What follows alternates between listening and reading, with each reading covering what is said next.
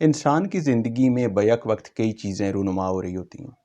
خوشی کے موقع پر کہیں کہیں غم بھی ہوتے ہیں۔ یہ اب دیکھنے کے انداز پہ منحصر ہے کہ بندہ ان واقعات کو کس طرح سے لیتا ہے۔ ہاں جی بالکل، یہ مسز ٹامسن کی زندگی کا بالکل ایک سچا واقعہ۔ یہ انتہائی دلچسپ ہے، اس میں سیکھنے کو بہت کچھ ملے گا۔ مسز ٹامسن جو تھیں یہ ایک فوجی کی بیوی تھیں، اور جو ٹامسن تھا اس کی ڈیوٹی کیلیفورنیا کے ایک جو صحرا ہے موجیو، اس میں لگی تھی۔ مسز ٹامسن نے یہ سوچا کہ وہ ایسے کرے گی کہ جہاں اس کے خامند کی ڈیوٹی لگی ہے وہیں قریب کہیں دیہات میں رہ لے گی، اور اس طرح یہ ہوگا کہ اس کی تنہائی بھی دور ہوگی اور وہ اس کے قریب بھی رہ سکے گی۔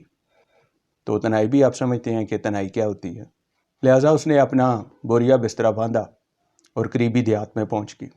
وہ جب وہاں پہنچی تو اسے انتہائی تکالیف کا سامنا کرنا پڑا۔ سب سے پہلے تو وہاں جو گرمی، ریت اور طوفان تھا اس نے اسے بڑا تنگ کیا۔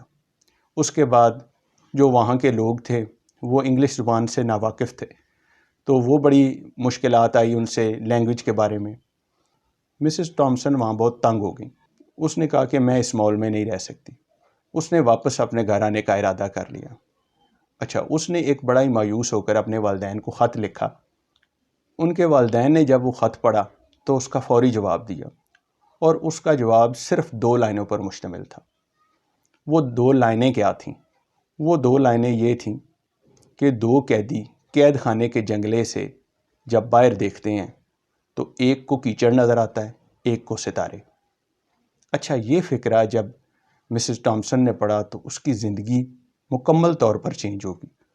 اس نے فیصلہ کیا کہ اب وہ اپنی زندگی صحرا کی رنگینیوں میں گزارے گی۔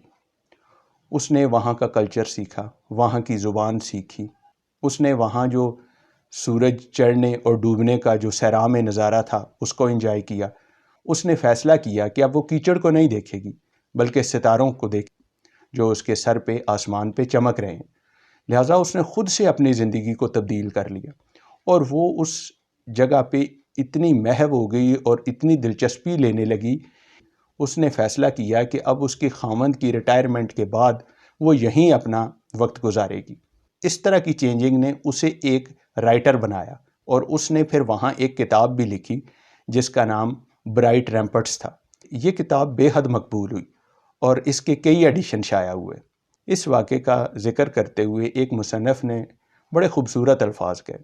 اس نے کہا یہ اہم نہیں ہے کہ آپ کے ساتھ کیا واقعہ ہوتا ہے، بلکہ یہ اہم ہوتا ہے کہ اس واقعے پر آپ کس طرح کا ریئیکٹ کرتے ہیں۔